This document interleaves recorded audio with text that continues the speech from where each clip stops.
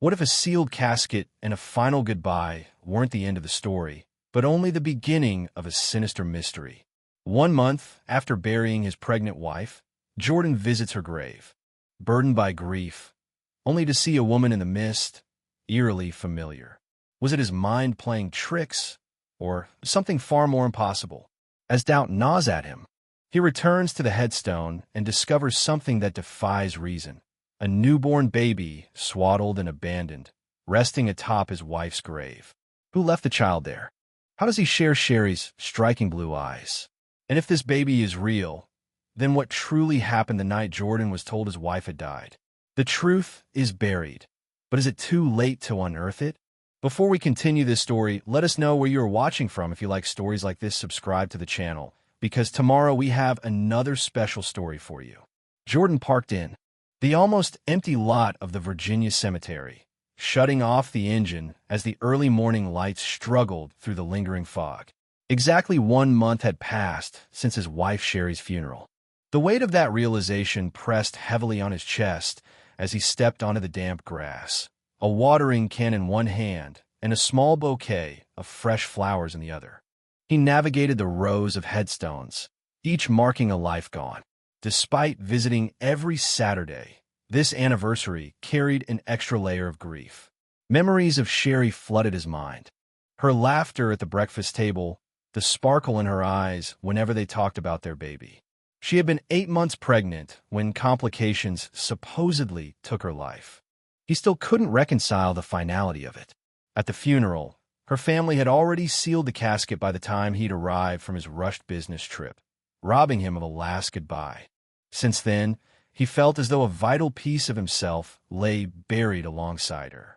Reaching Sherry's plot, Jordan set the bouquet down and gently traced her engraved name, Sherry L. Williams. The surrounding grass had begun to regrow in uneven patches. With quiet care, he poured water over the dry soil, speaking softly as though she were listening. "Hey, sweetheart, it's been a month. I miss you both more than I can say." His voice faltered, and he closed his eyes, picturing how excited she'd been the night she told him she was pregnant. They had stayed up until dawn making plans for their soon-to-arrive child. When he stood, he caught a flicker of movement nearby. Through the haze of mist, he glimpsed a woman who stood at Sherry's headstone. She was the same height as Sherry, wearing a flowing dress startlingly similar to one his wife had owned. His heart thundered with the sudden hope that it might be her. "Hello," he called, stepping forward. In the time it took to blink, the figure vanished, leaving him alone with his racing pulse. He tried to tell himself it was his grief creating illusions, but the feeling that something was off refused to fade. Before leaving, he noticed the small photo of Sherry on the headstone had faded badly. Determined to replace it, Jordan trudged back to his car and drove to a nearby print shop, the memory of that mysterious woman burning in his mind. In the busy store, he waited in line and finally selected a photo that captured Sherry's radiant smile from their last vacation. He handed his phone to the clerk, who printed and framed it for him. With the framed portrait in hand, Jordan hurried back to the cemetery, intent on making her grave look as dignified as possible. As he approached Sherry's plot once more, Jordan's steps faltered. There, lying atop the grave, was a tiny, white-blanketed infant, his breath caught in his throat.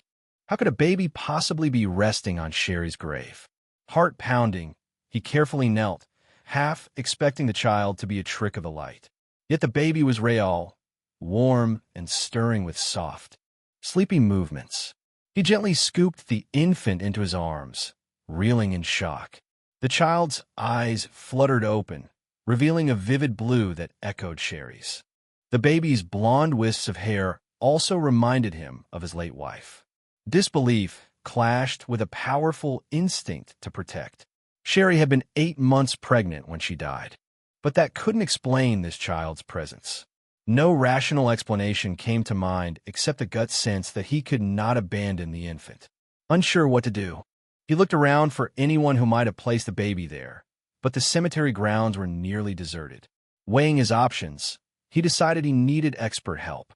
Cradling the baby in one arm, Jordan carefully made his way to where he'd seen the old caretaker in the past.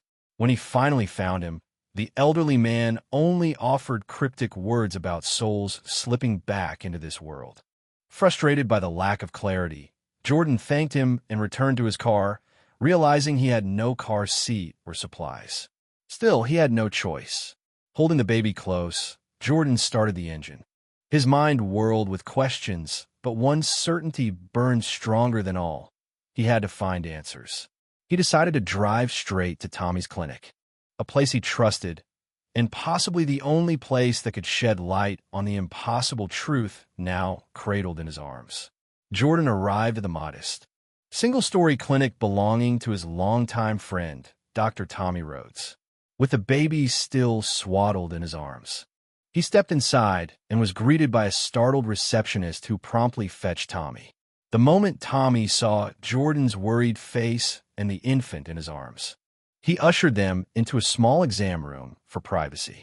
"You look like you've seen a ghost," Tommy said, gently closing the door. "Start from the beginning."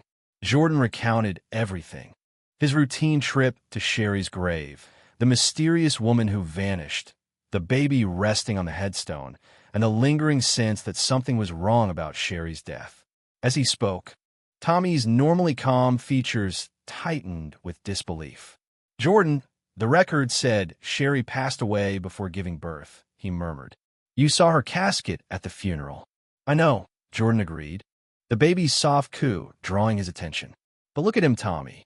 He has Sherry's eyes, her hair color. And the timing, he's about a month old, exactly the age our child would have been."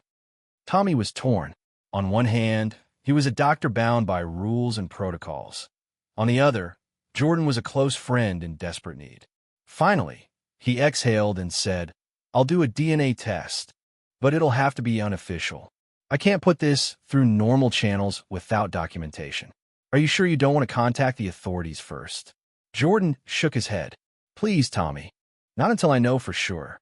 If he's mine, it means Sherry's death certificate might have been falsified," or his voice trailed off, unwilling to voice the more insane possibilities swirling in his mind. Tommy's wife, Leanne, who was also a nurse, came in to help. She cradled the baby as Tommy took mouth swabs from Jordan and the infant. Her warm, maternal presence soothed the child, who seemed oddly calm for someone who had been found in a cemetery. Jordan paced the length of the exam room, feeling equal parts guilt and hope. If the test was positive, it would confirm that he and Sherry had a son. It would also raise terrifying questions about how Sherry's family could have concealed such a monumental fact. The hours dragged by, each minute a test of Jordan's nerves. He couldn't stop thinking about the funeral, how Sherry's family had rushed the burial, sealed the casket without allowing him a final look. At the time, he'd been too grief-stricken and disoriented from travel to protest. Now that moment replayed in his head, fueling suspicion that her father, Gerald Williams, must have orchestrated something far more sinister. When Tommy finally returned, he wore an expression Jordan couldn't read. After a tense silence, Tommy spoke quietly. "Jordan, he's yours. The markers are too close to be a coincidence." Jordan's legs nearly gave out. He sank into a chair, the baby still asleep in Leanne's arms across the room. A storm of emotions raged within him. Relief that the child was truly his, heartbreak that Sherry might have died alone, anger at the web of deception. "If he's mine, how is any of this possible?" he whispered, voice cracking. "Tommy," he shook his head. "That's what we need to figure out." "But Jordan, a baby doesn't just appear without paperwork, and Sherry's death record is on file. We should involve the police." Jordan swallowed hard. "I know. I went to the police station before I came back here, but I didn't tell them about the baby. They didn't believe me when I said Sherry might be alive. Their records say everything is legitimate. They think I'm delusional with grief. They won't act unless I have proof." Tommy glanced at Leanne. Her sympathetic nod confirmed they would do whatever they could to help. Jordan asked, "Can you watch him for a few hours while I dig deeper? I need to talk to people at the cemetery again, and maybe contact someone at Sherry's hometown to see if they know anything." Leanne gently placed the infant into Jordan's arms one last time, letting him say goodbye. "We'll care for him. Go get answers," she said. Jordan pressed a grateful kiss to his son's forehead, then handed him over. With a final, anxious glance, he left the clinic. Outside, the sun shone mockingly bright, as though indifferent to the chaos roiling inside him. Sliding into his car, Jordan prepared to search for more clues, anything that would unravel the mystery of Sherry's supposed death and the miraculous child she had apparently brought into the world. After another fruitless conversation at the cemetery, Jordan examined every record he could recall. None of it made sense. Sherry's official death certificate, the sealed casket, and now a living baby who shared his DNA. Unsure where else to turn, he drove back to Tommy's clinic to pick up his son. Leanne handed the baby over along with a small bag of supplies, formula, diapers, and blankets, then said she'd given him a quick feed while Jordan was gone. "Thanks," Jordan murmured, securing the child in a makeshift nest of towels on the back seat. "I'll drive slowly." He hated not having a proper car seat yet, but with so many bizarre turns, it felt urgent to keep searching. At Sherry's grave once more. The grounds were deserted except for a scattering of mourners attending a distant burial. The baby squirmed, emitting a weak cry. Following Leanne's directions, Jordan changed him on a flat surface near the headstone. As he lifted the baby's blanket, a small slip of paper fluttered to the ground. His heart lurched when he saw Sherry's handwriting. "I'm so sorry for all this. Please protect him." On the flip side of the note was a stamped address for a laundromat in North Carolina, near Sherry's family estate. Chills coursed through Jordan's body. Could Sherry still be alive, forced to hide from her own family? He recalled Gerald's hostility and the funeral's rushed nature. The note's existence suggested Sherry had staged some way to save her child. Without another moment's hesitation, Jordan called the only person he trusted as much as Tommy, his mother, Sharon. "Mom," he said shakily when she picked up. "I have a baby. He's mine. There's a note. I think Sherry might be alive. I can't explain over the phone, but I need to go to North Carolina." Sharon, ever practical, responded with urgency. "Pick me up on your way. I'll pack essentials for the baby. We'll figure this out together." Within the hour, Jordan arrived at his mother's modest home. Sharon was already outside, her overnight bag in one hand, a new car seat in the other. "I bought this," she said, placing it in Jordan's car. "We have to keep that sweet little boy safe. Lord knows what's actually going on." Jordan's relief was palpable. Soon, they were on the highway, heading south. With Sharon in the passenger seat feeding the baby, Jordan explained everything. The sealed casket at the funeral, the suspicious behavior of Sherry's father, how no one let him see her body, and the possibility that she had delivered the child. Sharon listened, her face clouded by concern and anger. "I never liked the way Gerald looked at you," she admitted. "Always so disapproving. But faking a death? That's monstrous." As they neared Sherry's old neighborhood, the landscape shifted to the manicured lawns and towering gates of upper-crust properties. Jordan slowed in front of the Williams estate, a sprawling mansion with tall hedges and an imposing fence. His heart hammered against his ribs. "Mom, stay here with the baby. If anything goes wrong..." Sharon nodded, gently rubbing the baby's back. "Be careful, Jordan. No matter what happens, come back to your son." Jordan took a bracing breath and approached the intercom. His request to see Gerald was met with immediate resistance. Only after persistent pleading did the heavy iron gates creak open. Driving up the winding driveway, Jordan couldn't ignore how silent and tense everything felt, as though the estate itself conspired to hide its secrets. Gerald and Thelma stood at the front entrance. The moment Jordan stepped out his car, he saw a flicker of panic in Thelma's eyes and a flicker of fury in Gerald's. The older man forced a smile that didn't reach his eyes. "Jordan, what a surprise," he greeted, his tone dripping with false civility. "We weren't expecting company." Jordan cut to the chase. "I found a baby at Sherry's grave, a baby who is, without question, my child. I have a DNA test to prove it. Now tell me, where is Sherry?" The facade of politeness cracked. Gerald's hand clenched at his side, and Thelma's gaze dropped to the floor. "You've lost your mind," Gerald barked, but his trembling voice betrayed him. "Sherry died. You know that." A fierce protectiveness flared in Jordan's chest, no matter how impossible it sounded. The note and the DNA test gave him hope. If Sherry was alive, he would rescue her. Gerald's expression hardened into something darker. Jordan realized the danger too late as he felt the menacing weight of hired guards behind him. Somehow, he sensed he was close to the truth, closer than Gerald would ever allow. Jordan's instincts screamed for caution, but fear for Sherry overwhelmed him.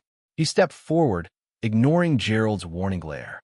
"Where's my wife?" he demanded again, voice resonating off the marble floors. Thelma cringed, as though ready to speak, but Gerald's sharp glance silenced her. Even without words, Jordan could feel their secrets pressing like a heavy fog around them. When Sharon emerged from the car, carrying the baby, Gerald's icy composure cracked. A flicker of recognition crossed his face at the sight of the infant, and that was all Jordan needed for confirmation. "You lied to everyone," Jordan accused, stepping closer. "You hid Sherry, didn't you?" A muscle twitched in Gerald's jaw. "I advise you to leave, or you won't like the consequences." He snapped his fingers, and two security guards closed in behind Jordan. Sharon clutched the baby tightly, her protective instincts flaring. Thelma hovered in the background, tears forming in her eyes. She looked terrified but also trapped. Jordan's anger boiled over. "I deserve the truth. Sherry deserves the truth. Why would you fake her death?" His mind flicked to every subtle hint from the funeral. How no one let him see her body. How quickly they closed the casket. The resentment Gerald always displayed. Gerald snorted, his voice dropping to a venomous hush. "That child you're clinging to? I want to spare my daughter from a life of regret. She deserved better than you." Before Jordan could react, there was a muffled cry echoing from within the mansion. He froze. It sounded like a woman's voice. A desperate, muffled help followed. Sharon gasped, stepping backward as the baby began to cry. Jordan's heart pounded violently. The notion that Sherry was locked somewhere inside fueled his resolve. Gerald's composure frayed. "Stop that woman," he bellowed, pointing at Sharon. One guard rushed forward, but Jordan launched himself into the path, fists swinging. He made solid contact, sending the guard stumbling. Pain jolted up Jordan's arm, yet adrenaline kept him moving. The second guard tackled him from behind, wrestling him to the ground. In the scuffle, Jordan glimpsed a fleeting silhouette at the top of the mansion's sweeping staircase. Long blonde hair, just like Sherry's. "Sherry!" he shouted, voice strained as he fought to break free. Her eyes went wide with terror. Then she was yanked back into the shadows by another figure. Gerald advanced, brushing imaginary dust from his expensive suit. "I warned you," he snarled, nodding for his guards to restrain Jordan. The men pinned Jordan's arms behind his back, forcing him to his knees. Gerald bent down, his gaze cold. "You think I'd let my only daughter ruin our family name with you? And with that half-breed child?" Sharon inhaled sharply, pulling the baby closer. "How dare you," she spat. "That's your grandson." Gerald sneered. "Not in my eyes. Sherry had the baby secretly, but I convinced her you died in a plane crash. Grief can make a person malleable. When she wouldn't sign away custody, I arranged a private death for her as well, kept her locked up until she'd see reason. But she's been difficult, always trying to reach you." The extent of his manipulation washed over Jordan like a tidal wave. Sherry was alive, hidden under her father's tyranny. The baby in Sharon's arms was living proof of Gerald's lies. Jordan's entire body trembled with rage and desperation. "Where is she?" he spat, struggling against the guards. Gerald's face hardened. "I won't ask again. Leave the child here and walk away, or I'll ensure you never see your precious Sherry alive again." A siren wailed in the distance, growing louder. Sharon's eyes flicked past Gerald to the front doors, where flashing lights now cast red and blue patterns on the walls. She had somehow managed to call the police. Gerald cursed under his breath. His bravado cracked. Officers poured in, firearms drawn, ordering everyone to freeze. Jordan was released, gasping for air. Sharon stepped forward, identifying herself. "That man," she said, pointing at Gerald, "kidnapped his own daughter and threatened us. We have evidence. The baby, Sherry's forged death certificate, everything." One officer stepped forward, demanding Gerald's cooperation. Gerald tried to bribe them, brandishing a roll of bills. The officer's face darkened. "We're not here for your money. We have a report of abduction. Where's Sherry Williams?" At that instant, Thelma found her voice. Tears streaming, she pointed toward the upstairs. "She's locked in the second room on the left." With the direction given, two officers rushed upstairs. Moments later, they reappeared with a trembling Sherry. Her eyes scanned the foyer until she found Jordan, who staggered toward her. She broke free from the officers and ran into his arms, sobbing. Over her shoulder, Jordan saw the police slap handcuffs onto Gerald, who ranted about how he owned half the town. Sherry pressed her face into Jordan's chest, voice shaking. "I tried to leave so many times. He told me you were gone. When I finally realized you might still be alive, I managed to sneak the baby to the cemetery." Jordan's throat tightened. Her survival and courage gave him strength, even as Gerald's shouts echoed off the grand foyer's walls. The police secured Gerald, whose threats ricocheted off the marble floors. He glared at Jordan with undiminished hatred. "I'll destroy you in court," he hissed, but it sounded hollow beneath the swirl of uniforms and flashing lights. The paramedics arrived soon after, ushering Sherry to a couch in the living area to check her vitals. Jordan knelt beside her, still reeling from the reality that she was alive. She clutched his hand, her eyes pooling with tears. "They told me you died in a plane crash," she managed. "I was so broken. Then I started to doubt the stories, but every time I tried to question it, Father used threats or sedation to keep me quiet. I left that note with the baby, hoping you'd find him." Sharon entered the room with the baby, tears glistening on her cheeks. She placed the infant gently into Sherry's waiting arms. "He's safe," Sharon said softly. "We've been calling him Jerry, after both your names." Sherry let out a muffled sob, planting a kiss on the baby's forehead. Jordan wrapped an arm around them, heart pounding with gratitude and lingering shock. Meanwhile, Thelma stood by the foyer, wringing her hands. She stepped forward hesitantly, voice trembling with remorse. "I wanted to help you both sooner," she confessed. "But Gerald had so much power here. I was afraid of him. When Sherry demanded to see Jordan, he insisted it was delusion. He threatened me too. I'm sorry." Sherry's tears continued to fall, but she nodded. "I appreciate you telling the truth now," she whispered. Thelma's shoulders sagged with relief, though the deep sorrow in her eyes suggested she knew she'd never fully atone for her part in keeping Sherry captive. Officers took statements from everyone, including Jordan's account of how he found the baby and discovered Sherry's note. The lead officer gathered the forged hospital records provided by Gerald, shaking his head at the lengths he'd gone. "Kidnapping, false imprisonment, falsifying documents. We'll file all these charges," the officer told Jordan quietly. "We'll also contact the hospital to see who else was complicit." In the background, Gerald continued shouting about paying for the best lawyers and disowning Sherry. But the officers barely acknowledged him. When one policeman turned him around to escort him outside, Gerald shot Jordan a final venomous glare. "This isn't over." Moments later, the door slammed behind him, and his voice faded under sirens and the hum of police radios. The paramedics cleared Sherry to leave, suggesting she seek further mental and physical evaluations after her ordeal. "We'll go home. See our own doctor," Jordan insisted, holding Sherry's hand. She squeezed back gratefully, exhaustion evident in her face. The baby let out a sleepy sigh, oblivious to the drama that had just unfolded. At Thelma's timid offer, the family stayed overnight in a quieter section of the mansion. Though every room carried a sense of the trauma endured, none of them had the strength to travel that same night. Sharon helped Sherry care for the baby, teaching her small tips she'd missed in her isolation.